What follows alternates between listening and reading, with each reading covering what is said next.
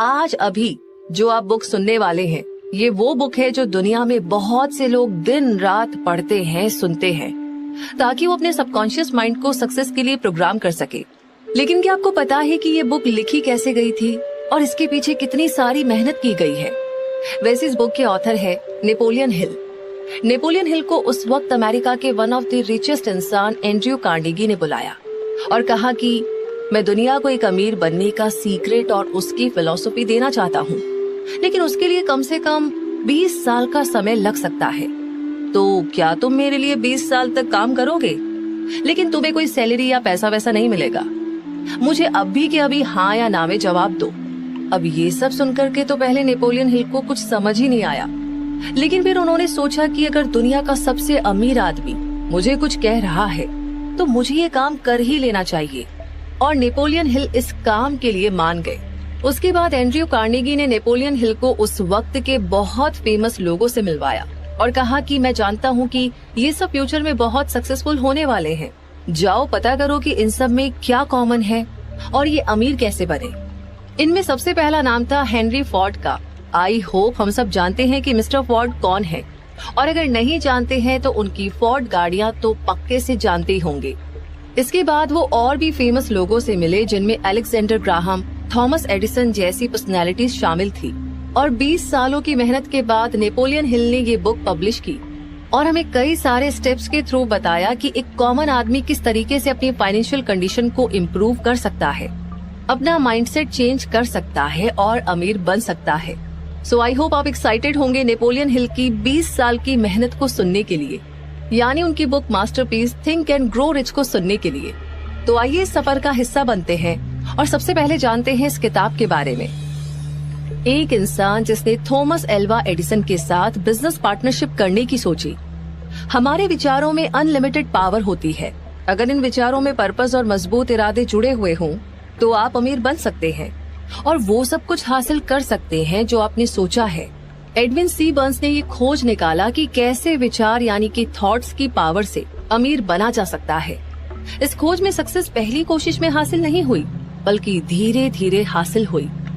इस महान रहस्य की खोज की शुरुआत बर्न्स की उस इच्छा से हुई जो उन्हें महान एडिसन का बिजनेस पार्टनर बनाने के लिए चैन से सोने नहीं दे रही थी। बर्न्स की उस विल पावर की सबसे बड़ी बात ये थी कि वो क्लियर थे कि उन्हें एडिसन के साथ काम करना है, ना कि एडिसन के ऑफिस में काम करना है। अब बर्न्स की कहानी को ध्यान से सुने कि उनकी सोच हकीकत में कैसे बदली। फिर आपको वो 3 नियम बेहतर तरीके से समझ में आएंगे जो आपको अमीर बनाते हैं। जब बर्न्स के मन में ये विचार कौन था, तब वो इस हालत में नहीं थे कि वो इस पर कोई कदम उठा सके। उनके रास्ते में 2 चुनौतियां थी। पहली तो ये कि एडिसन से उनकी कभी मुलाकात ही नहीं हुई थी और ना ही एडिसन उन्हें जानते थे। दूसरा ये कि उनके पास रेल का भाड़ा देने का इतना पैसा ही नहीं था कि वो ऑरेंज न्यू जर्सी तक पहुंच सके। ये सारी चुनौतियां इतनी बड़ी थी कि ज्यादातर लोगों के कॉन्फिडेंस को डगमगा दी और उनकी सोच यहीं पर दम तोड़ दे। लेकिन उनके इरादे इतने कमजोर नहीं थे। उन्होंने ठान ली थी और हार नहीं मानी, बल्कि बिना टिकट मालगाड़ी से सफर करके ईस्ट ऑरेंज तक पहुंच गए। उन्होंने एडिसन के लेबोरेटरी में खुद का परिचय दिया और कहा कि वो इस इन्वेंटर के साथ बिजनेस करने आए थे। काफी समय के बाद एडिसन ने इस पहली मुलाकात का खुलासा कुछ इस तरह किया था। वो मेरे सामने एक आम टूरिस्ट की तरह खड़ा था, लेकिन उसके चेहरे का तेज देखकर ये पता चल गया था कि वो जिस कारण से यहाँ पर आया है उसके लिए पक्का इरादा करके आया है। इतने सालों के एक्सपीरियंस में मुझे ये नॉलेज हो गया था कि अगर किसी चीज को दिल से चाहो तो सारी कायनात तुम्हें उससे मिलाने की कोशिश में जुट जाती है। मैंने भी उसके मजबूत इरादों को भांपकर उसे एक मौका दे दिया था और उसने इस बात को पूरी तरह से दिमाग में बैठा लिया था कि उसे सक्सेस को पाकर के ही रहना है। धीरे धीरे उसके काम ने ये भी साबित कर दिया कि मैंने उसे मौका देकर के कोई गलती नहीं की थी। उस नौजवान बर्न्स ने उस वक्त एडिसन से क्या कहा ये उतना इम्पोर्टेंट नहीं था जितना कि उन्होंने इस बारे में सोचा कि उन्हें एडिसन के साथ में काम करना है। तो इस बात पर एडिसन ने भी अपनी सहमति जताई थी। अगर थॉट की पावर की ये बात हर रीडर तक पहुंच जाए तो उन्हें पूरी किताब पढ़ने की कोई जरूरत नहीं है। बर्न्स अपने पहले ही इंटरव्यू के बाद एडिसन के बिजनेस पार्टनर नहीं बन गए थे, बल्कि उन्हें एडिसन के ऑफिस में बहुत ही कम सैलरी में काम करने का मौका दिया गया था। ये काम ऐसा था जो एडिसन के लिए ज्यादा काम का नहीं था, पर बर्न्स के लिए तो बहुत ही इम्पोर्टेंट था। इस मौके ने बर्न्स को अपने होने वाले पार्टनर को अपनी बिजनेस स्किल दिखाने का मौका दिया था। उनके होने वाले पार्टनर वहाँ पर उनके काम को परख सकते थे। कई महीने बीत चुके थे, पर ऐसा कुछ भी खास नहीं हो रहा था जिससे बर्न्स अपने उस गोल तक पहुँच सके जो उन्होंने अपने दिलो दिमाग में संजो रखा था। पर उनके मन में कुछ ना कुछ ऐसा चल रहा था जिसका रिजल्ट बाद में निकला। पर तब तक वो सबकॉन्शियसली एडिसन के बिजनेस पार्टनर बनने के अपने विचार पर और भी जोर देकर सोचने लगे थे। साइकोलॉजिस्ट ने ये सही कहा है कि जब भी कोई विचार दिमाग पर हावी हो जाए तो वो हकीकत में आपके सामने आ जाता है। बर्न्स पूरी तरह एडिसन के साथ काम करने के लिए तैयार थे और वो तब तक अड़िग खड़े रहे जब तक उन्होंने वो हासिल नहीं कर लिया जिसे वो इतने समय से खोज रहे थे। उन्होंने कभी भी इस बात पर विचार नहीं किया कि इतना परेशान होने की क्या जरूरत है, कुछ नहीं तो चलो सेल्समैन की जॉब आसानी से मिल जाएगी।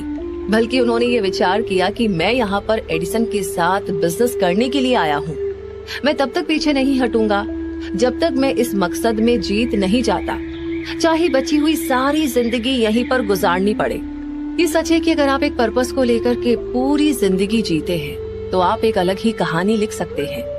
शायद उस समय बर्न्स को ये बात पता नहीं थी, लेकिन उनकी मजबूत विल पावर और पक्के इरादे ने बड़ी से बड़ी बाधाओं को पार करके उन्हें वो मौका दिला दिया था जिसकी वो तलाश कर रहे थे।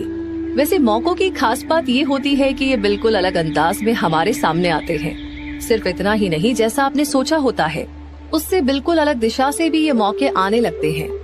ऐसा कह सकते हैं कि मौकों की ये चालाकी होती है कि वे पिछले दरवाजे से आते हैं और कई बार तो दुर्भाग्य और कुछ पलों की हार के रूप में भी हमारे सामने आ जाते हैं। शायद यही कारण है कि ज्यादातर लोग इन मौकों को पहचानने में चूक जाते हैं। उस समय एडिसन ने एक नई डिवाइस खोजी थी जिसका नाम एडिसन डिस्टार्टिंग मशीन था। बाद में उसे एडिफोन नाम से भी जाना गया। एडिसन के सेल्समैन उस मशीन के लिए बहुत ज्यादा एक्साइटेड नहीं थे। उन्हें तो ऐसा लग रहा था कि इसे बेचने के लिए उन्हें कुछ ज्यादा ही मेहनत करनी पड़ेगी। बर्न्स को बस इसी मौके की तो तलाश थी। उन्होंने इस मौके का जमकर फायदा उठाया और तुरंत उस मशीन को बेचने की अपनी इच्छा जाहिर की। ये वो मशीन थी जिसके लिए दुनिया में सिर्फ 2 ही लोग एक्साइटेड थे, एक तो बर्न्स और दूसरा उस मशीन को बनाने वाला। उन्होंने इतने बेहतरीन तरीके से इस मशीन को बेचा कि एडिसन ने बर्न्स को उस मशीन को पूरे देश के मार्केट में डिलीवर करने का कॉन्ट्रैक्ट ही दे दिया।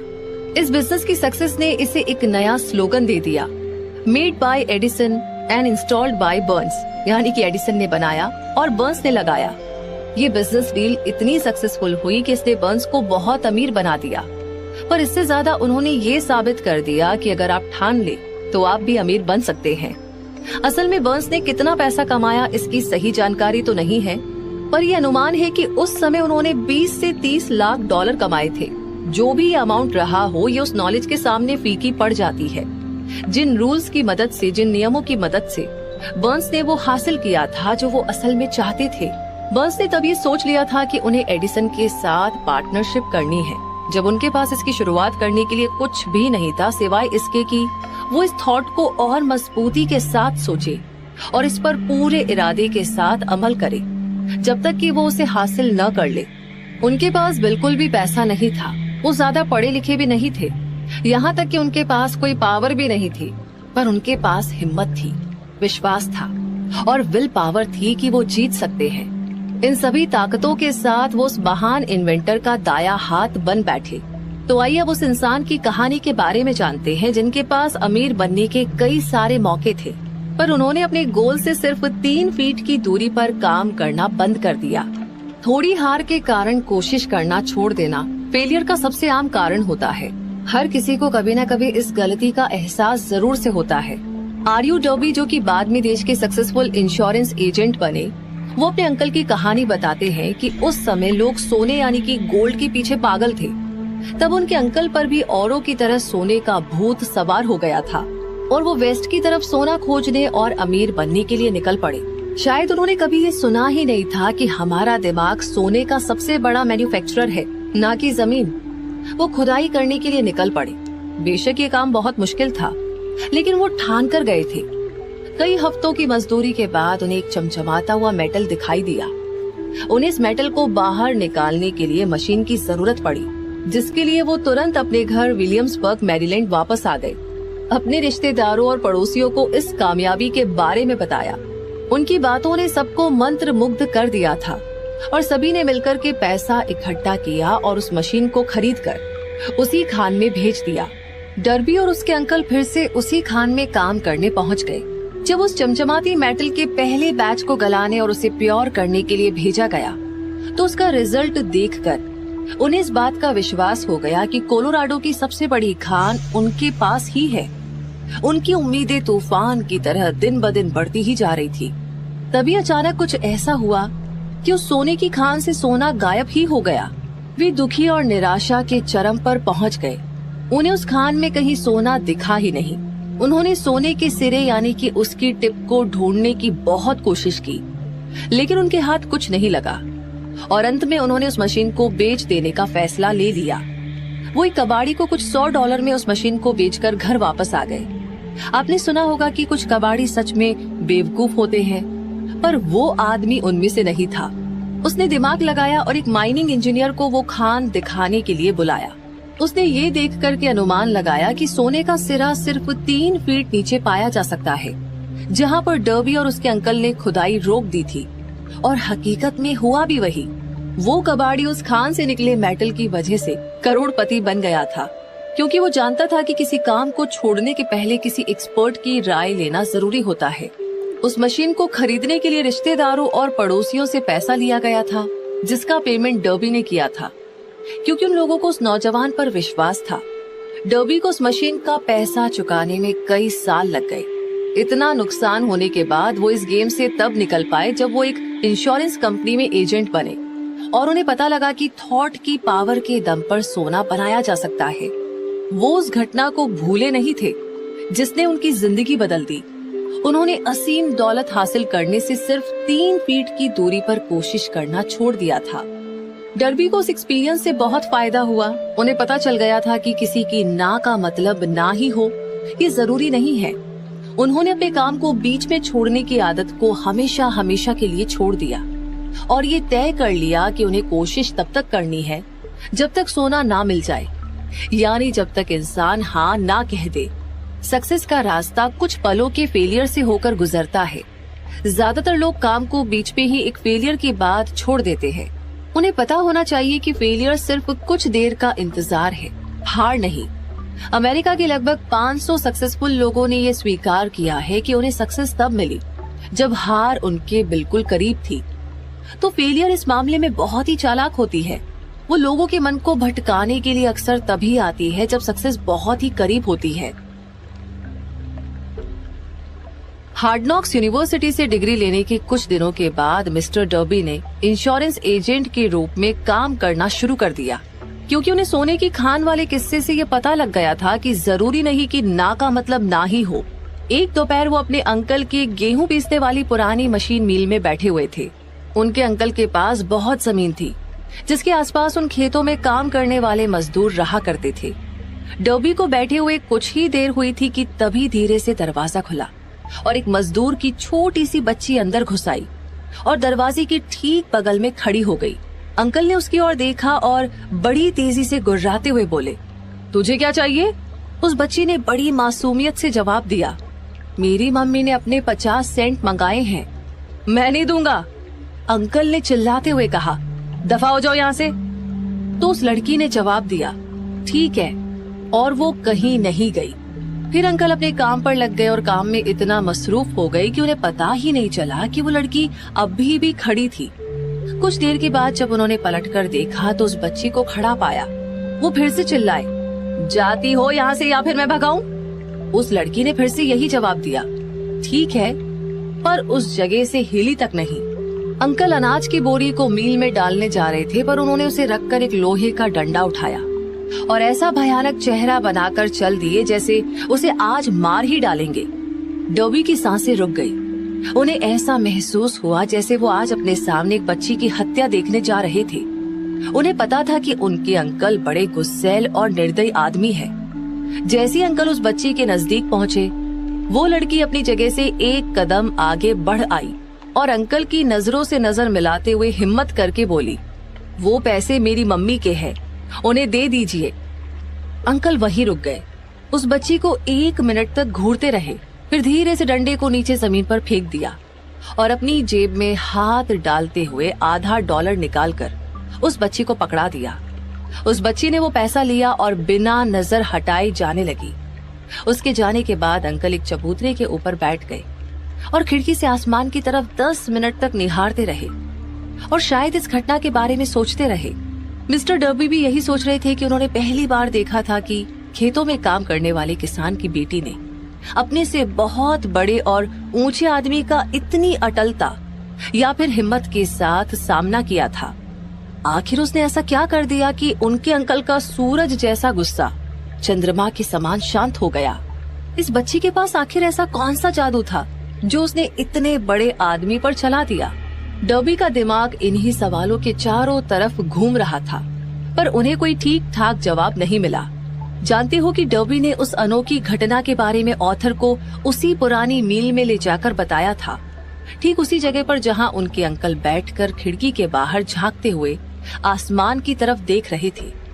हम लोग उसी पुरानी मील में खड़े थे जो अब किसी काम की नहीं रह गई थी, और डर्बी फिर से उसी को दोहराते हुए सवाल कर बैठी, आखिर उस बच्ची के पास ऐसी कौन सी खास ताकत थी जिसने मेरे अंकल के इरादों को एकदम से बदल दिया। इस सवाल का जवाब इसी किताब में एक प्रिंसिपल के रूप में बताया गया है। अपने दिमाग को चौकन्ना कर लीजिए और ये पढ़ने की कोशिश कीजिए कि आखिर वो कौन सी एक्स्ट्रा ऑर्डिनरी पावर थी जिसने उस बच्ची का बचाव किया था। अगले चैप्टर में आपको इस अनलिमिटेड पावर की एक झलक दिखाई देगी। इस बुक में कहीं ना कहीं आपको ये पता लग जाएगा कि इस असीम शक्ति का अपने फायदे और जरूरत के लिए कैसे इस्तेमाल करना है। ये एक अकेले थॉट के रूप में भी आ सकता है या फिर किसी प्लान या फिर मकसद के रूप में भी। फिर से आपको अपने अतीत में जाना पड़ सकता है जब आपने कुछ खोया था, आप हताश हुए थे। अब इस शक्ति को जानने के बाद आप वो चीज फिर से हासिल कर सकते हैं जो आपने खोया था। मैंने डर्बी को यह बताया कि उस बच्चे ने अनजाने में ही उस शक्ति का इस्तेमाल किया था। तभी मिस्टर डर्बी के मन में उनके 30 साल के सक्सेसफुल इंश्योरेंस एजेंट का रास्ता एक एक करके फिल्म की तरह चल पड़ा। उन्हें ये एहसास हो गया कि इंश्योरेंस एजेंट के रूप में सक्सेस किसी कागज पर मिली डिग्री की वजह से नहीं थी, बल्कि वो उस एक कीमती सबक की वजह से थी जो उस बच्ची से उस दिन उन्होंने सीखा था। मिस्टर डर्बी ने बताया कि जब किसी चीज के होने का चांस कम होता नजर आता है या फिर मेरे इंश्योरेंस करने की संभावना कम हो जाती है, तभी मुझे उस बच्ची का चेहरा याद आता है जो अपने बचाव में डटी रही। फिर मेरा मन खुद कहता है कि असल में ना का मतलब ना नहीं होता। आपको नहीं पता होगा कि मेरे इंश्योरेंस खरीदने वाले सबसे ज्यादा वही लोग हैं जिन्होंने पहले ना कहा था। उन्होंने याद किया कि वो गोल्ड हासिल करने से सिर्फ 3 फीट पहले ही रुक गए थे, पर उस एक्सपीरियंस ने उन्हें सक्सेसफुल होना सिखा दिया था। उसने डर्बी को ये सिखा दिया कि सक्सेस उसे नहीं मिलती जो उसके लिए कोशिश करते हैं, बल्कि सक्सेस उसे मिलती है जो सक्सेस पाने तक कोशिश करते हैं। मिस्टर डर्बी और उनके अंकल, उस मजदूर की बेटी और सोने की खान, ये तीनों कहानियां बेशक हर उस इंसान को पढ़नी चाहिए जो लाइफ इंश्योरेंस एजेंट के रूप में अपनी जिंदगी संवारना चाहता है। उन सभी के लिए ऑथर मिस्टर डर्बी के वे 2 एक्सपीरियंस बताते हैं जिन्होंने इंश्योरेंस की वजह से हर साल उन्हें 10 लाख से ज्यादा डॉलर कमाने की ताकत दी थी। जिंदगी अजीब है और आसान भी। कभी उतार मिलता है, कभी चढ़ाव, कभी सक्सेस हाथ लगती है तो कभी फेलियर, कभी खुशियां मिलती है तो कभी निराशा, पर इन सभी से हमें कुछ न कुछ सीखने को जरूर मिलता है। डर्बी को ही देख लीजिए, सिर्फ 2 लाइन ने उनकी पूरी जिंदगी बदल दी। असल में उन्होंने उस फेलियर को ऐसे ही नहीं जाने दिया, बल्कि उसके बारे में सोचा और उसमें से उन्हें जीवन के कुछ रहस्य मिले। लेकिन मुश्किल ये है कि कोई फेल होना चाहता ही नहीं है। लोगों को पता होना चाहिए कि फेलियर के एक्सपीरियंस से ही सक्सेस का दरवाजा खुलता है। कई बार फेलियर ही हार को जीत में बदलने का एक्सपीरियंस देती है। यही सिखाती है कि आखिर बाजीगर कैसे बना जाए। तो इससे पहले कि हम उन 3 प्रिंसिपल्स की ओर बढ़े, आपको ये सुझाव बड़े ध्यान से सुनना चाहिए कि जब लोग अमीर बनना शुरू करते हैं तो वे इतनी स्पीड से आगे बढ़ते हैं कि लोग उन्हें देखते ही रह जाते हैं और मन में ये सोचते हैं कि इतने साल ये कहाँ छुपा हुआ था। ये एक चौंकाने वाली बात आपको लग सकती है, क्योंकि हजारों सालों से आम जनता को तो यही लगता आया है कि पैसा कमाने के लिए तो बहुत ज्यादा मेहनत करनी पड़ती है। जब आप थॉट की पावर से अमीर बनने के प्रिंसिपल्स को जान लेंगे, तब आप उस स्टेट ऑफ माइंड में पहुंच जाएंगे जहां से अमीर बनने की शुरुआत होती है। जिनके पास भी पक्के गोल होते हैं, वे कम या फिर ना के बराबर मेहनत में ही सब हासिल कर लेते हैं। आप और आप में से कई सारे लोग इस बात को जानना चाहते होंगे कि किस तरह से उस माइंडसेट को हासिल किया जाए जहां से अमीर बनने की राह की शुरुआत होती है। तो इसकी रिसर्च में मेरी 25 सालों की मेहनत है। मैंने लगभग 25,000 लोगों से बात की। आखिर मुझे भी जानकारी चाहिए थी कि इस तरह से इंसान अमीर कैसे बनता है। एक बहुत ही जरूरी सच है जो आपको जानना चाहिए। 1929 यानी कि 1929 में देश में मंदी के दौर की शुरुआत हो गई थी और वो अब तक के सबसे निचले स्तर पर पहुंच गई थी। कुछ समय के बाद जैसे ही प्रेसिडेंट रूजवेल्ट ने राष्ट्रपति भवन में शपथ ली और ऑफिस में काम करना शुरू किया, पूरा मार्केट इस तरह स्पीड पकड़ने लगा जैसे कुछ हुआ ही ना हो। तो यहाँ पर प्रेसिडेंट का आना ठीक वैसा ही था जैसे कि एक मोमबत्ती अंधेरे कमरे में धीरे धीरे उजाला भर देती है और किसी को पता भी नहीं चलता। ठीक उसी तरह धीरे धीरे मन के डर को विश्वास में भी बदला जा सकता है। जैसे जैसे आप इन प्रिंसिपल्स को जानकर इन्हें अप्लाई करना शुरू करते हैं, आपकी फाइनेंशियल कंडीशन बेहतर होने लगती है और आप ठीक उस आदमी की तरह हो जाएंगे जो किसी भी चीज को छू दे तो वो सोना बन जाता है। ये आपको हो सकता है नामुमकिन लग रहा है ना? मुझे तो ऐसा बिल्कुल नहीं लगता, क्योंकि हम इंसानों की कमजोरी होती है कि एक आम आदमी इम्पॉसिबल, असंभव शब्द को बहुत ज्यादा तवज्जो देता है। वो इस बात को पूरी तरह से मन में स्वीकार कर चुका है कि हर प्रिंसिपल सभी के लिए लागू नहीं होते, हर काम हर कोई नहीं कर सकता। ये बुक उन लोगों को जरूर से सक्सेसफुल बनाएगी जो इन रूल्स पर, जो इन नियमों पर अपनी जिंदगी और अपना सब कुछ दांव पर लगाने के लिए तैयार है। वैसे मैंने बचपन में एक डिक्शनरी खरीदी और जानते हैं सबसे पहला काम क्या किया? मैंने इम्पॉसिबल यानी कि असंभव शब्द को उस डिक्शनरी से काट फेंका। ऐसा करने में कोई बुराई नहीं है।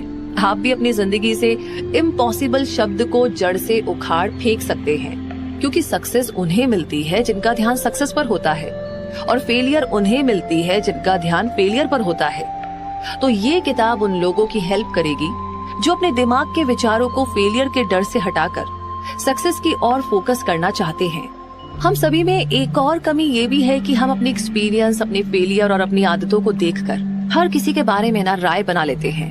अब कुछ लोग इस किताब को पढ़ते हुए कह सकते हैं कि अमीर बनने का कोई प्रिंसिपल नहीं होता, क्योंकि वे इस बात को जानते ही नहीं है कि अमीर लोगों का स्टेट ऑफ माइंड कैसा होता है। भाई आखिर उनकी पूरी जिंदगी गरीबी, कंजूसी और फेलियर में जो गुजारी है। लाखों लोग हेनरी फोर्ड की सक्सेस को सिर्फ इत्तेफाक या फिर लक मानते हैं, लेकिन ऐसा नहीं है। हजारों लोगों में से सिर्फ एक इंसान को हेनरी फोर्ड की सक्सेस का राज पता होता है और वे लोग इस तरह की बात कहने की गलती नहीं करते। यहाँ पर हेनरी फोर्ड का एक किस्सा शेयर करते हैं जो कि इस राज से पर्दा उठा देगा। जब फोर्ड ने उस फेमस V8 मोटर को बनाने के बारे में सोचा था, तो उन्होंने एक ऐसा इंजन बनाने का डिसीजन लिया जिसमें एक ब्लॉक में 8 सिलेंडर हो। ये डिजाइन पेपर पर तो बन गई थी, पर जब इसे प्रैक्टिकल में एक इंजन का रूप देने की बारी आई तो सभी इंजीनियर्स ने हाथ खड़े कर लिए।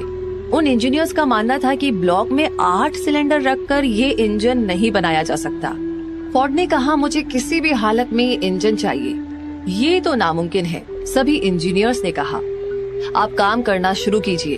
फोर्ड ने कहा, चाहे जितना भी वक्त लग जाए, आप तब तक लगे रहिए जब तक कि सक्सेसफुल नहीं हो जाते।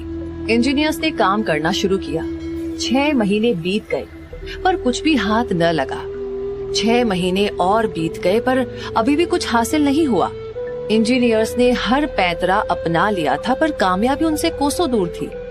लेकिन यहाँ पर एक गौर करने वाली बात ये थी कि 1 साल के बाद भी सक्सेस उनके हाथ नहीं लगी थी। साल के लास्ट में फोर्ड ने सभी इंजीनियर्स को फिर से बुलाया और काम की प्रोग्रेस के बारे में पूछा। इस बार फिर से सभी ने एक साथ जवाब दिया, हमें प्रोजेक्ट को जारी रखने का कोई रास्ता नहीं मिल रहा है, जाइए फिर से काम पर लग जाइए। फोर्ड ने कहा, हर हाल में मुझे ये इंजन चाहिए और मुझे विश्वास है कि आप इसमें कामयाब हो जाएंगे। वे फिर से काम में लग गए। अब की बार न जाने कौन सा जादू हो गया था, क्योंकि फोर्ड ने इस राज को जान लिया था।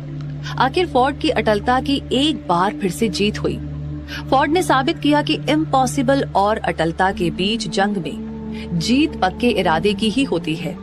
अब आपको भी फोर्ड की सक्सेस का राज पता चल गया है। अब आप भी करोड़ों रुपए कमा सकते हैं। हेनरी फोर्ड इसलिए सक्सेसफुल है क्योंकि उन्होंने सक्सेस के प्रिंसिपल्स को समझा और उसे अप्लाई किया। उनमें से एक है किसी चीज को पाने की इच्छा। अगर आप फोर्ड की कहानी पढ़कर उन प्रिंसिपल्स को अप्लाई करते हैं तो आप भी उसी ऊंचाई पर पहुंच सकते हैं जहां पर फोर्ड ने अपना झंडा गाड़ा था। हेनरी फोर्ड का 20वीं सदी के अंत में ठीक वही मुकाम था जो इस समय बिल गेट्स का है। फोर्ड उस समय ऐसी कार बनाकर ट्रांसपोर्ट सेक्टर में रेवोल्यूशन लेकर आए जिससे हर किसी के पास अपनी खुद की कार हो सके। ठीक वैसा ही रेवोल्यूशन बिल गेट्स ने भी तो कंप्यूटर इंडस्ट्री में सॉफ्टवेयर डिजाइनर करके फैलाई है। अब कंप्यूटर सिर्फ टेक्नोलॉजी से जुड़े लोगों के लिए नहीं रह गया, अब ये हर किसी की ऑफिस में जरूरत बन गया है और तो और स्कूल में भी पहुंच गया है। इतना ही नहीं, सबके घरों में अपने अपने पर्सनल लैपटॉप या कंप्यूटर हो गए हैं। ठीक हेनरी फोर्ड की तरह बिल गेट्स ने भी तो करोड़ों डॉलर की प्रॉपर्टी कमाई है। बिल गेट्स ने कंप्यूटर में प्रोग्रामिंग की शुरुआत 13 साल की उम्र से ही शुरू कर दी थी। 1973 यानी कि 1973 में उन्होंने हार्वर्ड यूनिवर्सिटी में एडमिशन लिया और स्टीव बाल्मेर जो कि माइक्रोसॉफ्ट की चीफ एग्जीक्यूटिव ऑफिसर रह चुके हैं, उनके साथ एक कमरे में रहा करते थे। हार्वर्ड में पढ़ते हुए बिल गेट्स ने सबसे पहले माइक्रो कंप्यूटर के लिए एक प्रोग्रामिंग लैंग्वेज बेसिक की खोज की। बिल गेट्स इस तरह से अपने सपनों को पूरा करने में लग गए कि उन्होंने हार्वर्ड यूनिवर्सिटी को बीच में ही छोड़ दिया। अब वो पूरी एनर्जी अपने सपनों को पूरा करने में लगाने लगे। इससे कुछ समय पहले ही उनके बचपन के दोस्त पॉल एलन के साथ उन्होंने अपनी कंपनी शुरू की थी जिसका नाम माइक्रोसॉफ्ट था। इस माइक्रोसॉफ्ट ने उनके सपनों में पहिए लगा दिए। उनका मानना था कि कंप्यूटर हर ऑफिस, हर स्कूल और हर घर की जरूरत बन सकती है और उनका यही मकसद माइक्रोसॉफ्ट की सक्सेस का कारण भी बना। अपना सबसे खास मकसद हासिल करने के बाद बिल गेट्स रुके नहीं। वे लगातार कंप्यूटर और प्रोग्रामिंग में सुधार करते रहे। सबसे कमाल की बात ये थी कि उन्होंने सिर्फ प्रोग्रामिंग के फील्ड में ही काम नहीं किया, बल्कि वे दुनिया के सबसे बड़े दान पुण्य करने वाली ऑर्गेनाइजेशन को भी चलाते हैं जिसमें उनकी मददगार उनकी पत्नी मेलिंडा है। अब आप खुद अपने भाग्य के विधाता है और अपने मन के राजा भी। जब अंग्रेजी कवि W.C. हेनले ने लिखा था, मैं ही अपने भाग्य का विधाता हूँ और अपने मन का राजा, तो उन्हें उसी वक्त हमें ये कहकर बताना चाहिए था कि हम ही अपनी किस्मत बनाते हैं और अपने मन का लीडर बनकर उसे कंट्रोल करते हैं, क्योंकि हमारे पास ऐसी पावर है जिससे हम अपने विचारों पर काबू पा सकते हैं। उन्हें ये भी बताना चाहिए था कि ये आकाश, धरती, चांद और इस धरती में रह रहे जानवर या फिर चल रहे लोग, सभी चीजें एनर्जी हैं, जो सबसे बड़ी एनर्जी फील्ड से बंधी हुई है, जिसे हम असीम शक्ति यानी अनलिमिटेड पावर कह सकते हैं। वो अनलिमिटेड पावर हमारे दिमाग में चल रहे विचारों से इन्फ्लुएंस होता है और जो हम सोचते हैं उसे वो हमारी जिंदगी में असल में अट्रैक्ट करता है। अगर कवि ने इस सच का ज्ञान उस समय करा दिया होता तो हमें पता चल जाता कि हम अपने भाग्य के विधाता और मन के राजा क्यों हैं। उन्हें ये जोर देकर बताना चाहिए था कि यूनिवर्स की अनलिमिटेड पावर इस बात को नहीं जानती कि आप जो सोच रहे हैं वो अच्छा है या बुरा। वो उन विचारों को सच बना देती है जो आप सोच रहे हैं। इससे उसे कोई लेना देना नहीं है कि वो आपके लिए बुरे हैं या अच्छे हैं। कवि को ये भी बताना चाहिए था कि हमारे मन में जब कोई विचार हावी हो जाता है तो वो एक चुंबक की तरह काम करने लगता है और अपने जैसे सिचुएशन, लोग और चीजों को अपनी ओर चुंबक की तरह अट्रैक्ट करता है। उन्हें बताना चाहिए था कि इससे पहले कि हम अमीर बने, हमारे मन को चुंबक की तरह काम करना शुरू कर देना चाहिए। और ये तभी मुमकिन है जब हमारे मन में अमीर बनने का थॉट पूरी तरह से हावी हो जाए और हमारा मन सिर्फ अमीर बनने के बारे में ही सोचने लगे, तभी हमारे प्लान सक्सेसफुल हो पाएंगे। जैसा कि हेनली कवि थे ना कि फिलोसोफर, इस वजह से वो अपनी बात को सिर्फ कविता के अंदाज में कह पाए। उन्हें फॉलो करने वाले कुछ समझ पाए और कुछ नहीं भी, लेकिन धीरे धीरे समय बीतता गया और इस अटल सच से पर्दा उठने लगा। स्टीवन स्पिलबर्ग एक और शख्स हैं जिन्होंने हम खुद अपने भाग्य के विधाता होते हैं इस बात को सही साबित करके एक नई मिसाल कायम की है, जो अब तक की फिल्मों के सबसे महान डायरेक्टर साबित हुए। उन्होंने बचपन से ही फिल्म डायरेक्ट करने का सपना संजो लिया था। एक खास बात ये थी कि उन्होंने अपने सपने को मरने नहीं दिया और बचपन से ही एक पुराने कैमरे से शौकिया तौर पर फिल्में बनाने लगे। स्पिलबर्ग को यूनिवर्सल स्टूडियो की तरफ से मौका किस तरह मिला, इसकी भी ना बड़ी दिलचस्प कहानी है। एक गाड़ी में बैठाकर गेस्ट को पूरा यूनिवर्सल स्टूडियो घुमाया जाता था। स्पिलबर्ग उस गाड़ी में छुप कर के बैठ जाते और पूरा चक्कर लगाकर वापस आते थे। जब वो वापस गेट के पास आ जाते तो उनकी ये आदत थी कि पहरेदार से 2-4 गप्पे जरूर लड़ा लिया करते थे। इस तरह कई दिन बीत गए और वो लगातार 3 महीनों तक स्टूडियो जाते रहे। जाते समय पहरेदार से हाथ हिलाकर सलाम करते और वापस आते समय हाथ हिलाकर अलविदा कहते। वो हमेशा कोट पहनते थे और हाथ में एक सूटकेस रखा करते थे, जिससे पहरेदारों को ये महसूस हो कि वो समर क्लास अटेंड करने वाला एक स्टूडेंट है। अब तक उन्होंने कई डायरेक्टर, राइटर और एडिटर से बातचीत करके जान पहचान बना ली थी।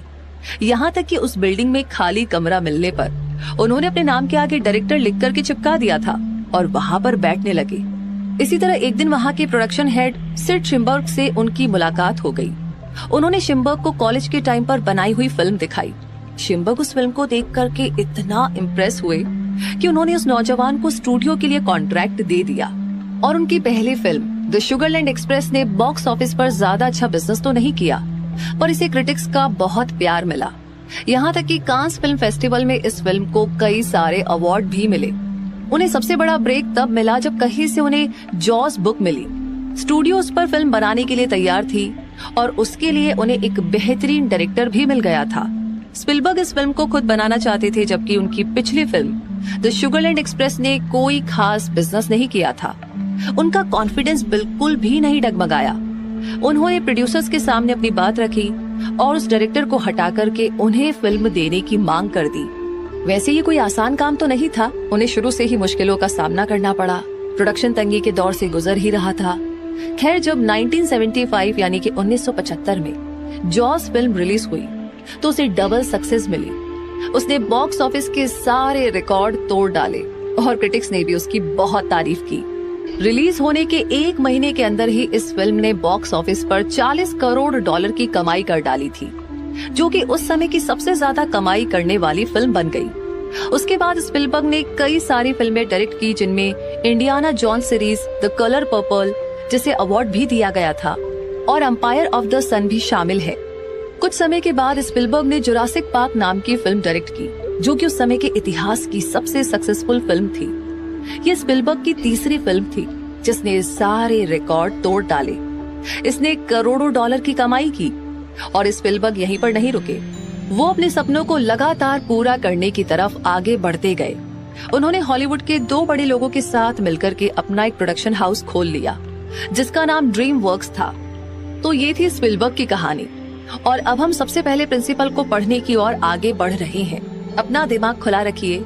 आपको बता देते हैं कि ये प्रिंसिपल किसी एक इंसान की जिंदगी से नहीं बनाए गए हैं, बल्कि 500 ऐसे अमीरों के एक्सपीरियंस से बनाए गए हैं जो गरीबी में पले बढ़े और जिन्हें ज्यादा पढ़ने का मौका भी नहीं मिल पाया था, और फिर भी उन्होंने दुनिया में अपना परचम फहराया। तो आगे जिस नियम की हम बात करेंगे वो बहुत मुश्किल नहीं है, बहुत आसान है। हमें यकीन है कि आप इसे अप्लाई कर सकते हैं। इससे पहले कि हम अगले चैप्टर की तरफ बढ़े, मैं आपको बताना चाहूंगी कि इसमें 2 ऐसे लोगों की जिंदगियों की कहानियां हैं जिन्होंने अपनी जिंदगी में बड़े कमाल के चेंजेस किए थे। तो यहाँ पर ऑथर बताना चाहते हैं कि ये दोनों ही लोग उनके काफी करीब हैं। एक उनका करीबी दोस्त है जिसे वो 25 सालों से जानते हैं, और दूसरा उनका बेटा है। इन 2 लोगों की आश्चर्यचकित कर देने वाली सक्सेस के बारे में अगले चैप्टर में बताए गए प्रिंसिपल का बड़ा योगदान रहा है। और इस चैप्टर में हम बात करेंगे विल पावर की। सक्सेस की ओर पहला कदम, अमीर बनने की ओर पहला कदम। जब एडविन सी बर्न्स उस ऑरेंज न्यू जर्सी में मालगाड़ी से उतरे तो उनके दिमाग में बिल्कुल भी नहीं आया कि वो सिर्फ एक गेस्ट है, बल्कि वो एक राजा की तरह महसूस कर रहे थे। तब उन्होंने थॉमस एल्वा एडिसन के ऑफिस की ओर रुख किया तो उनका मन काम पर लग गया था। उन्होंने मन ही मन खुद को एडिसन के सामने खड़ा पाया। उन्होंने देखा कि एडिसन उन्हें जिंदगी भर का जुनून और इच्छा पूरा करने के लिए अपने साथ काम करने का मौका दे रहे हैं। बर्न्स की इच्छा सिर्फ एक उम्मीद नहीं थी, ना ही सिर्फ एक साधारण सी इच्छा थी, बल्कि वो तो इससे भी कहीं ज्यादा थी। ये एक पैशन था जिसके लिए वो कुछ भी कर गुजरने को तैयार थे। पता है सबसे बड़ी बात क्या थी? उन्होंने मन में ये ठान लिया था कि उन्हें तो ये हासिल करना ही है। उनका मकसद बहुत अटल था। जब वो एडिसन से मिले तो ये इच्छा बर्न्स के लिए नई नहीं थी, बल्कि ये उनके मन में लंबे समय से सबसे ज्यादा हावी रहने वाली इच्छा बन गई थी। हो सकता है कि शुरुआत में ये इच्छा सिर्फ एक इच्छा ही रही हो, पर जब वो एडिसन के सामने खड़े हुए तो वो सिर्फ एक इच्छा नहीं थी, बल्कि उससे कहीं ज्यादा मजबूत और अटल थी। कुछ सालों के बाद वो फिर से उसी ऑफिस में एडिसन के सामने खड़े हुए जहां वो पहली बार मिले थे। इस बार उनकी इच्छा हकीकत में बदल चुकी थी। वो एडिसन के साथ बिजनेस करने लगे थे। उनके मन में सबसे हावी रहने वाला सपना सच में बदल चुका था। आज जो लोग बर्न्स को जानते हैं और उनसे जलते हैं, वो बस इसलिए कि उन्हें लगता है कि बर्न्स को किस्मत की बदौलत एडिसन के साथ काम करने का मौका मिला था, पर असल में उन लोगों ने बर्न्स को कामयाबी हासिल करने के बाद देखा था। सच कहूं तो उन लोगों ने कभी भी उनके कामयाब होने के कारणों पर गौर ही नहीं किया। एडिसन के ऑफिस में काम करते हुए 5 साल बीतने के बाद भी बर्न्स को सक्सेसफुल होने की कोई भी उम्मीद नहीं दिखाई दे रही थी, और ना ही ऐसा कुछ हुआ था कि जिससे वो एडिसन के साथ बिजनेस में पार्टनर बन सके।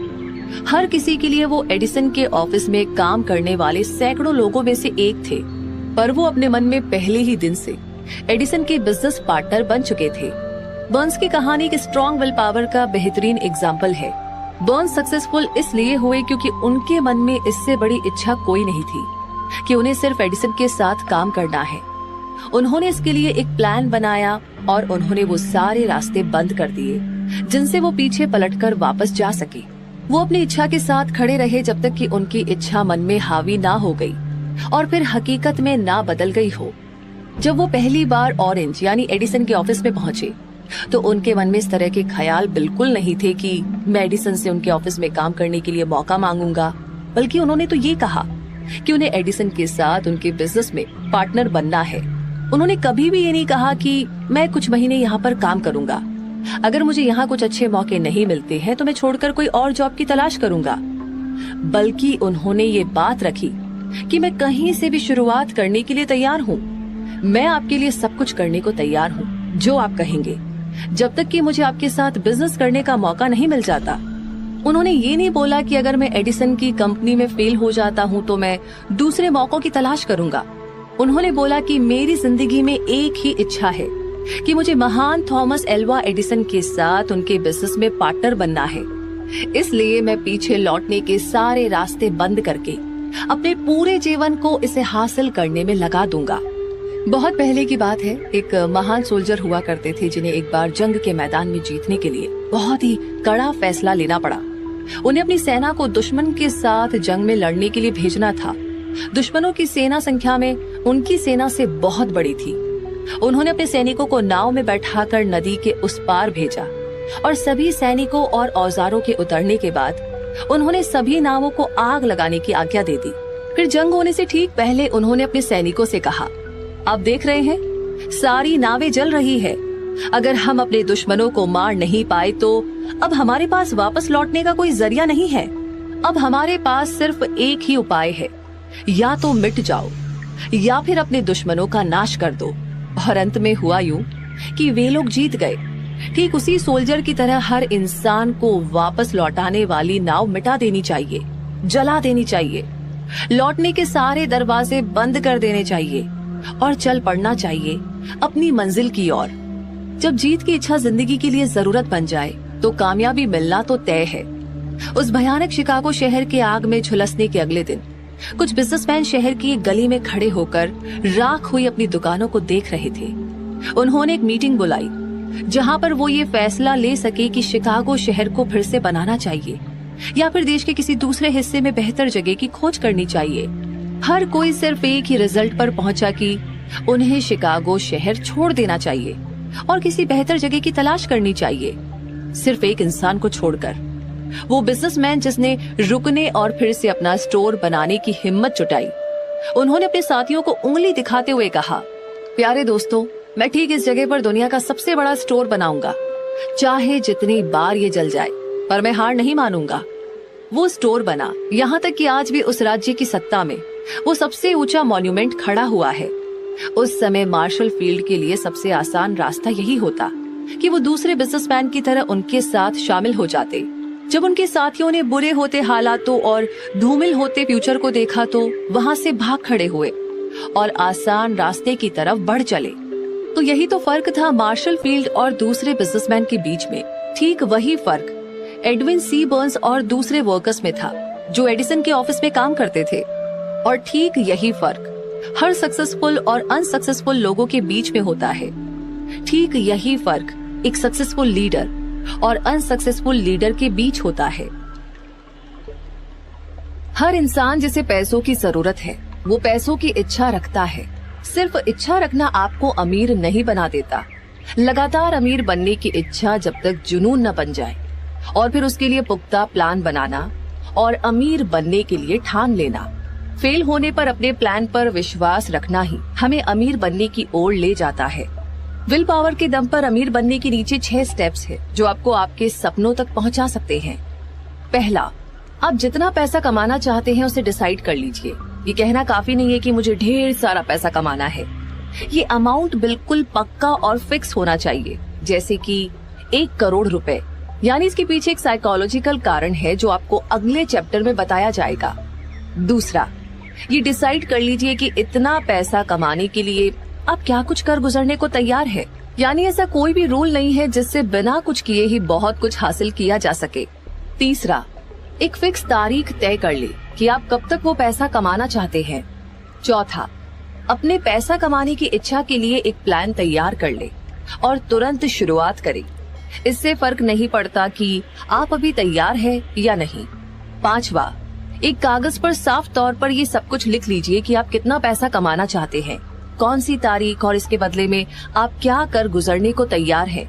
और अपने प्लान को भी लिख लीजिए जिसके सहारे आप वो फिक्स अमाउंट कमाने जा रहे हैं। छठा, अपने लिखे हुए सेंटेंस को दिन में 2 बार पढ़ें। एक बार रात में सोने से पहले और एक बार सुबह जागने के बाद। जैसे जैसे आप पढ़े तो उसे अपनी नजरों के सामने देखें, महसूस करें और इस बात पर विश्वास करें कि वो पैसा आपको मिल चुका है। ऊपर समझाए गए 6 इंस्ट्रक्शंस को आपको फॉलो करना है। खास तौर पर आपको छठा इंस्ट्रक्शन कुछ ध्यान से पढ़ना है और उस पर अमल करना है। अब आप ये शिकायत कर सकते हैं कि खुद को ऐसे इंसान के रूप में कैसे देख सकते हैं जिसने वो पैसा कमा लिया है। जब तक आप उसे सच में हासिल न कर ले तो इस समय आपको मजबूत विल पावर की जरूरत होती है, मजबूत इच्छा की जरूरत होती है।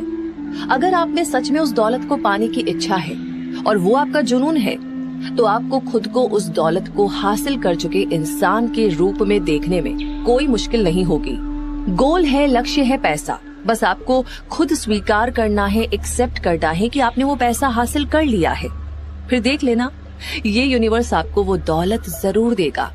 जो लोग पैसों के प्रति जागरूक रहते हैं वो अमीर बनते हैं। पैसों के प्रति जागरूक रहने का मतलब है कि जो लोग लगातार पैसों के बारे में सोचते रहते हैं और पैसे की इच्छा रखते हैं वही लोग खुद को अमीर बनने की सिचुएशन में तब भी देख पाते हैं जब असल में वो अमीर नहीं होते हैं। तो जिन लोगों को इंसानी दिमाग के बारे में ज्यादा जानकारी नहीं है वे लोग इन प्रिंसिपल्स को इम्प्रैक्टिकल कहते हैं, पर ये 6 नियम हर किसी की जिंदगी में हेल्प कर सकते हैं। ये जानकारी उस इंसान एंड्रयू कार्नेगी के द्वारा मिली थी जिसने एक स्टील मिल में एक आम मजदूर की तरह जिंदगी की शुरुआत की थी। पर इस साधारण सी शुरुआत के बावजूद उन्होंने इन प्रिंसिपल्स को अप्लाई करके $10 करोड़ से ज्यादा दौलत कमाई थी। ऊपर दिए गए 6 स्टेप्स को थॉमस एल्वा एडिसन ने भी जांचा, परखा और फिर कहा, ये 6 नियम सिर्फ पैसा कमाने में ही नहीं बल्कि किसी भी गोल को हासिल करने के लिए इस्तेमाल किए जा सकते हैं। इन 6 स्टेप्स को, इन 6 नियमों को इस्तेमाल में लाने के लिए कोई खास मेहनत की जरूरत नहीं होती और ना ही किसी त्याग की जरूरत होती है और ना ही इन्हें अमल में लाने के लिए कोई बहुत ज्यादा एजुकेशन की जरूरत होती है। पर इन स्टेप्स का सही इस्तेमाल सिर्फ इमेजिनेशन के जरिए से ही संभव है। इस बात को जानने की जरूरत है कि पैसा भाग्य या अच्छी तकदीर से नहीं मिलता बल्कि इसे इमेजिन करना पड़ता है। जिस किसी ने भी अपनी बेहतरीन तकदीर को बनाया है उन सभी ने एक सपना देखा, उम्मीद की है, अटल इच्छा रखी है और प्लान बनाया है इससे पहले कि वह दौलत हासिल कर पाते। आपको ये भी पता होना चाहिए कि सिविलाइजेशन की शुरुआत से ही जितने महान लीडर हुए हैं उन सबका एक ही विजन था, वो दूर के बारे में सोचते थे। अगर आप महान अमीर लोगों की तरह अपने मन में इमेजिन नहीं कर सकते तो आप कभी भी अपने बैंक में उतना पैसा नहीं देख पाएंगे। सच्चे विजनरी के लिए जितने मौके आज मौजूद हैं, उतने मौके इससे पहले कभी नहीं थे। इस भागती दौड़ती दुनिया में जो लोग अमीर बनना चाहते हैं, उन्हें ये जानकर कि इंस्पिरेशन मिलेगी कि आज दुनिया को नए विचार, काम करने के नए तरीके, नए लीडर, नए इन्वेंशन और एजुकेशन की नई टेक्निक, सामान बेचने के नए तरीके, नई किताबें, बीमारियों के नए इलाज और बिजनेस और जिंदगी के लिए नए नजरिए की जरूरत है। इन सब नई डिमांड के बीच में एक बात तो पक्की है कि अगर आपको जीतना है तो आपके पास क्लियर पर्पस, नॉलेज और मजबूत विल पावर का होना जरूरी है। ये सब हासिल करने के लिए सच्चे विजनरी की जरूरत होती है, जो अपने सपनों को एक्शन में बदल सके। सच्चे विजनरी हमेशा से थे, हैं और रहेंगे। यही वे लोग होते हैं जो दुनिया बनाते हैं। जो सच में बड़े लीडर हुए हैं, उन्होंने अपने सपनों, नए मौकों और अनदेखी चीजों को हकीकत में बदला है। इन लोगों ने अपनी थॉट की पावर से शहरों, हवाई जहाज, फैक्ट्रियां, कार, बढ़िया हेल्थ और जिंदगी को आसान बनाने के नए तरीकों को इन्वेंट किया है। आज सपने देखने वालों में दो जरूरी खूबियां होनी ही चाहिए, पेशेंस यानी कि धैर्य और खुली सोच। जिन लोगों को नएपन से डर लगता है, उनके सपने शुरू होने से पहले ही दम तोड़ देते हैं। लीडर्स के लिए आज से बढ़िया समय कभी नहीं था। आजकल बड़े पैमाने पर बिजनेस, इकोनॉमिक और इंडस्ट्रियलाइजेशन को नए सांचे में ढालकर नए तरीके से काम करने का वक्त है। अगर आप अमीर बनने का प्लान बना रहे हैं तो किसी को अपने सपनों का मजाक मत उड़ाने दीजिए। अगर आप जीतना चाहते हैं तो आपको उन लोगों के जज्बे को जीना पड़ेगा जिनके अतीत में देखे गए सपनों ने सोसाइटी को नई ऊंचाइयां दी, वो आत्मा दी जिससे हम लोग इस समाज में मिलजुल कर रह सके। आपको और हमें आगे बढ़ने का और दुनिया को अपना टैलेंट दिखाने का मौका मिला। उस कोलंबस को मत भूलिए जिन्होंने एक अनजान दुनिया को इमेजिन किया और उसे खोजने के लिए अपनी जिंदगी झोंक दी। अंत में वो कामयाब भी हुए। सच ही कहा गया है कि सक्सेस पाने के बाद सारी गलतियां माफ हो जाती है और फेल होने के बाद कोई बहाना भी काम नहीं करता। अगर जो आप चाह रहे हैं वो सही है और उस पर आपको विश्वास है तो उसे हासिल करने के लिए आगे बढ़िए। आप अपने सपनों को झोंक दीजिए और अगर आप कभी कुछ पलों के लिए फेल भी हो जाएं, तो उन लोगों की बातों को अपने दिमाग पर हावी मत होने दीजिए, क्योंकि उन्हें नहीं पता कि ये कुछ समय की हार ही कामयाबी का दरवाजा खोलती है। हेनरी फोर्ड एक अनपढ़ और गरीब आदमी थे जिन्होंने बिना जानवरों के चलने वाली गाड़ी बनाने का सपना देखा। उन्होंने उस वक्त का इंतजार नहीं किया जब उनके पास ऐसे साधन मौजूद होंगे जो उस गाड़ी को बनाने के लिए मददगार साबित होंगे, पर उनके पास जो कुछ भी था उन्होंने वहीं से काम करना शुरू कर दिया और आज पूरी दुनिया उनके पहियों पर चल रही है। उन्होंने दुनिया में इतनी गाड़ियां चला दी जितनी किसी और इंसान ने कभी नहीं चलाई है। ये सब इसलिए पॉसिबल हुआ क्योंकि उन्हें अपने सपनों पर विश्वास था। दूसरी तरफ थॉमस एल्वा एडिसन ने इलेक्ट्रिसिटी से चलने वाले बल्ब को इन्वेंट करने का सपना देखा। इससे पहले कि उनका ये सपना सच हो पाता, वो 10,000 बार फेल हुए।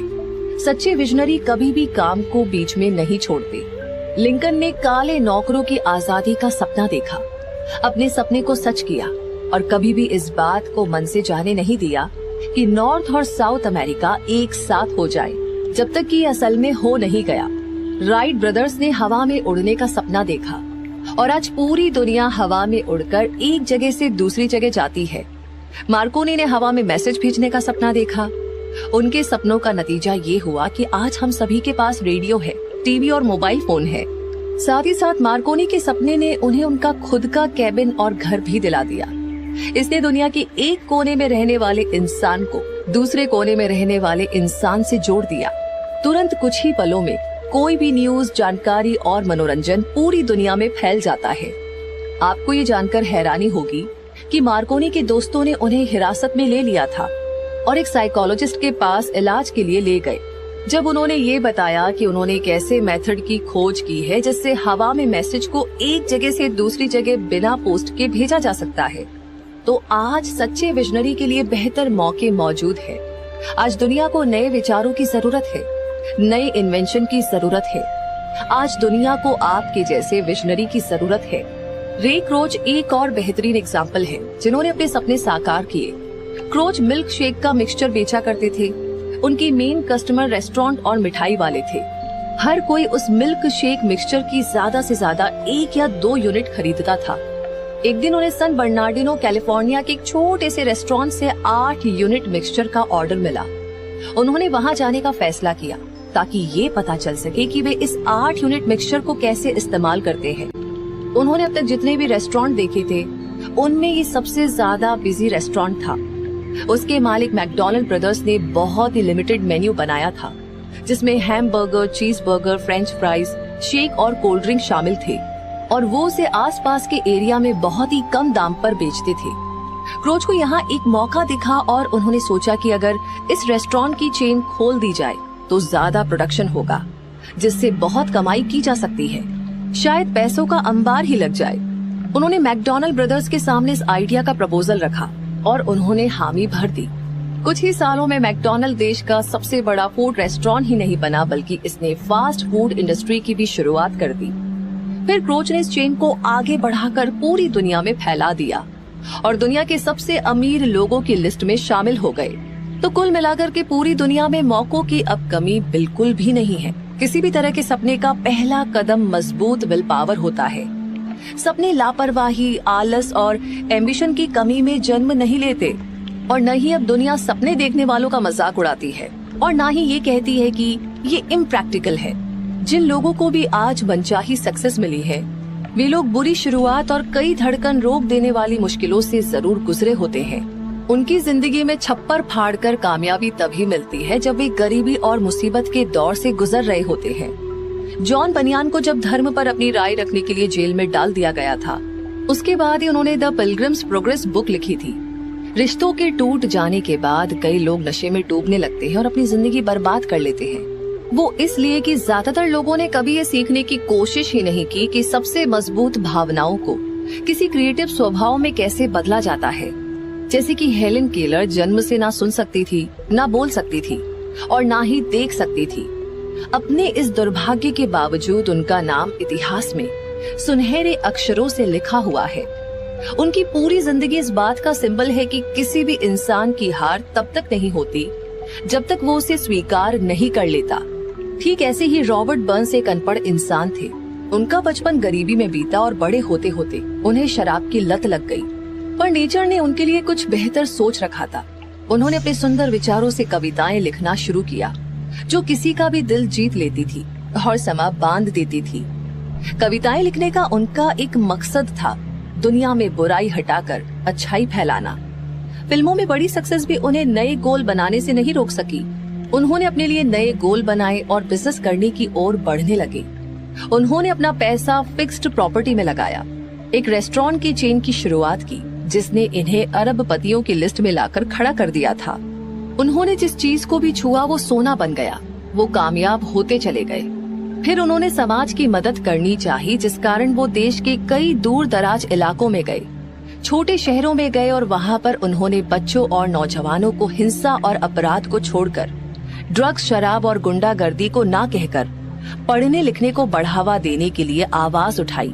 उन्होंने कई ऑर्गेनाइजेशन में एक एक्टिव लीडर की भूमिका निभाई, जिससे लोग फिजिकल फिटनेस पर ध्यान दे सके। बुकर टी वॉशिंगटन का जन्म गुलामी के दौर में हुआ था। वे जाति और रंग से नीची जाति के थे। वो शांत, हर टॉपिक पर खुले विचार रखने वाले और सपने देखने वाले इंसान थे। उन्होंने सभी तरह की जातियों में अपनी अच्छी इमेज बना ली थी। बीथोवन सुन नहीं सकते थे, मिल्टन देख नहीं सकते थे, लेकिन जब तक ये दुनिया रहेगी उनके नाम भी सुनहरे अक्षरों में ऐसे ही लिखे जाते रहेंगे, क्योंकि उन्होंने सपने देखे और उन्हें साकार किया।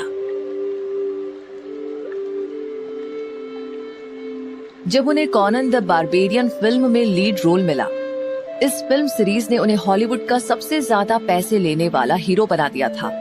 2003 में श्वार्ज़नेगर पॉलिटिक्स में आए और उन्हें कैलिफोर्निया का गवर्नर चुन लिया गया। आप श्वार्ज़नेगर की जिंदगी से बहुत कुछ सीख सकते हैं। आपकी जिंदगी सिर्फ एक ही फील्ड के लिए सीमित नहीं है। अर्नोल्ड ने भी अपना जीवन सिर्फ बॉडी बिल्डिंग के फील्ड में ही झोंक दिया होता तो वो भी बहुत सक्सेसफुल हो जाते, पर उन्होंने इससे कहीं ज्यादा का सपना देखा। उन्होंने ऊंचे गोल सेट किए जिनमें चुनौतियां थी और उन्हें हासिल किया। उन्होंने अपनी पिछली सक्सेस से मिली सीख को बेकार नहीं जाने दिया और उसका हर एरिया में इस्तेमाल किया। अर्नोल्ड की तरह आप भी अपने क्रिटिक से डरिए मत। क्रिटिक ने उनकी पहली फिल्म में उनकी बहुत बुराई की थी, लेकिन उन्होंने हार नहीं मानी और अपना काम जारी रखा। इसी अटलता ने उन्हें हॉलीवुड के सबसे ज्यादा पैसे लेने वाले हीरो की लिस्ट में शामिल कर लिया था। तो उम्मीद, विश्वास, हिम्मत और पेशेंस की पावर को मन में पूरे तरीके से बैठा लीजिए।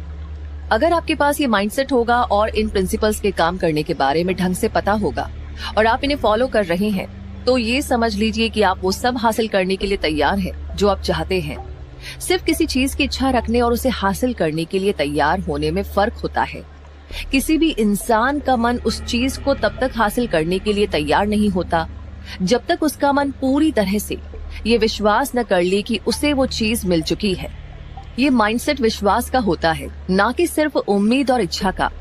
इस तरह का विश्वास पाने के लिए आपका मन किसी भी तरह के इन्फ्लुएंस से आजाद होना चाहिए। किसी चीज की तरफदारी करना या पहले से कुछ मान लेना आपके अंदर इच्छा, हिम्मत और विश्वास जगा नहीं सकते। गरीबी, कंजूसी, इन सब को हासिल करने से ज्यादा कोशिश खुशियां और सक्सेस को हासिल करने के लिए नहीं करनी पड़ती है। वैसे एक महान कवि ने अपनी कविता में सही कहा है, मैंने पैसे के लिए जिंदगी से सौदेबाजी की और जिंदगी आपको उससे ज्यादा नहीं देगी। मैंने शाम को भीख मांगा, फिर मुझे मिले कुछ सिक्कों को गिनने बैठ गया। जीवन ABS एक एम्प्लॉयर है, वो आपको वो देता है जो आप मांगते हैं, पर एक बार आपने औकात नाप ली, उसके बदले आपको बहुत काम करना पड़ेगा। मैंने एक नौकर भाड़े पर लिया सिर्फ ये जानने के लिए कि वो कितना निराश है।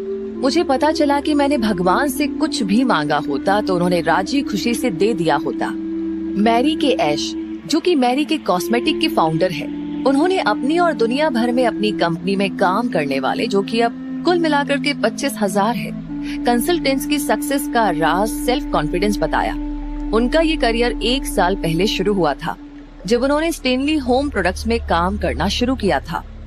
उन्होंने कई बार इस बात को स्वीकार किया है कि तब अपने इस काम के पहले साल में वो कामयाब नहीं हो पाई थी और इस काम को छोड़ देना चाहती थी। पर उनकी सोच तब बदली जब उन्होंने स्टैनली सेल्स के सेमिनार में हिस्सा लिया। उन्होंने बताया कि उस साल कंपनी के कॉन्टेस्ट में खूबसूरत, लंबी और कामयाब औरत को रानी के टाइटल से नवाजा जाना था और उस साल उस औरत को वो टाइटल मिला जिसकी किसी ने उम्मीद ही नहीं की थी। मैंने फैसला लिया कि मैं स्टेज पर जाऊंगी और प्रेसिडेंट से बात करूंगी और उन्हें अगले साल रानी का ये टाइटल जीतने का अपना इरादा बताऊंगी।